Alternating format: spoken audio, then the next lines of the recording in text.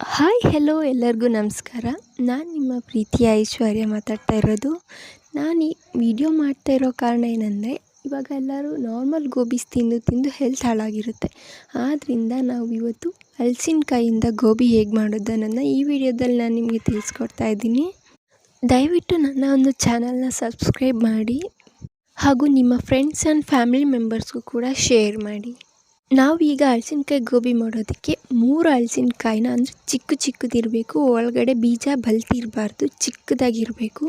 ಅದನ್ನು ಕ್ಲೀನಾಗಿ ಸಿಪ್ಪೆನ ಬಿಡಿಸ್ಕೊಂಡು, ಈಗ ನಾವು ಚಿಕ್ಕದಾಗಿ ನೀವು ವಿಡಿಯೋದಲ್ಲಿ ನೋಡ್ತಾ ಇರ್ಬೋದು, ಆ ಥರ ಫುಲ್ ಮೇಲೆ ಒಂದು ಲೇಯರ್ನ ಜೀವಬೇಕು. ಚೆನ್ನಾಗಿ ಜೀವಿದ್ರೆ ಈ ಥರ ಒಂದು ಲೇಯರಲ್ಲಾಗಿ ಬರುತ್ತೆ. ಅದನ್ನು ನಾವು ನಮಗೆ ಯಾವ್ಯಾವ ಶೇಪ್ಗೆ ಬೇಕಾಗುತ್ತೋ ಆ ಶೇಪ್ಗೆ ಕಟ್ ಮಾಡಿದ್ರೆ ನಮಗೆ ಇದನ್ನು ನೀವು ಕಬಾಬ್ ಅಂತ ಕೂಡ ಅನ್ಬೋದು, ಗೋಬಿ ಅಂತ ಕೂಡ ಅನ್ಬೋದು. ಯಾಕಂದರೆ ಇದಕ್ಕೆ ಹೆಸರು ಇಡೋದಕ್ಕೆ ಆಗಲ್ಲ, ಅಷ್ಟು ಟೇಸ್ಟಾಗಿರುತ್ತೆ. ನೀವೊಂದು ಸಲ ಟ್ರೈ ಮಾಡಿ ನೋಡಿ, ಹಾಗೆ ಹೇಗಿತ್ತು ಅನ್ನೋದನ್ನ ಕಮೆಂಟ್ ಸೆಕ್ಷನಲ್ಲಿ ಕಮೆಂಟ್ ಮಾಡಿ ತಿಳಿಸಿ. ಓವರಾಲ್ ಇಂಗ್ರೀಡಿಯೆಂಟ್ಸ್ನ ನಾನು ಸ್ಕ್ರೀನ್ ಮೇಲೆ ಕೂಡ ಶೇರ್ ಮಾಡಿರ್ತೀನಿ ಆ್ಯಂಡ್ ಡಿಸ್ಕ್ರಿಪ್ಷನಲ್ಲಿ ಕೂಡ ನಾನು ಆ್ಯಡ್ ಮಾಡಿರ್ತೀನಿ. ತಪ್ಪದೆ ಅದನ್ನು ಕೂಡ ಚೆಕ್ ಮಾಡಿ ನೋಡಿ.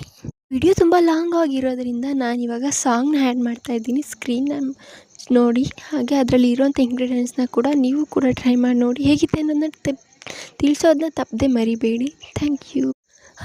ಸ್ವಲ್ಪ ಕಿಚನಲ್ಲಿ ಸ್ವಲ್ಪ ಬೇರೆ ಥರ ಕಾಣ್ತಾ ಇರ್ಬೋದು, ಫುಲ್ ಸ್ಕ್ರೀನ್ ಕ್ಲಿಯರ್ ಆಗಿಲ್ಲ, ನೀವು ಸಜೆಸ್ಟ್ ಮಾಡ್ಕೊಳ್ಳಿ. ಆ್ಯಂಡ್ ನನ್ನ ಒಂದು ಚಾನಲ್ನ ಸಬ್ಸ್ಕ್ರೈಬ್ ಮಾಡೋದನ್ನ ಮಾತ್ರ ತಪ್ಪದೆ ಮರಿಬೇಡಿ.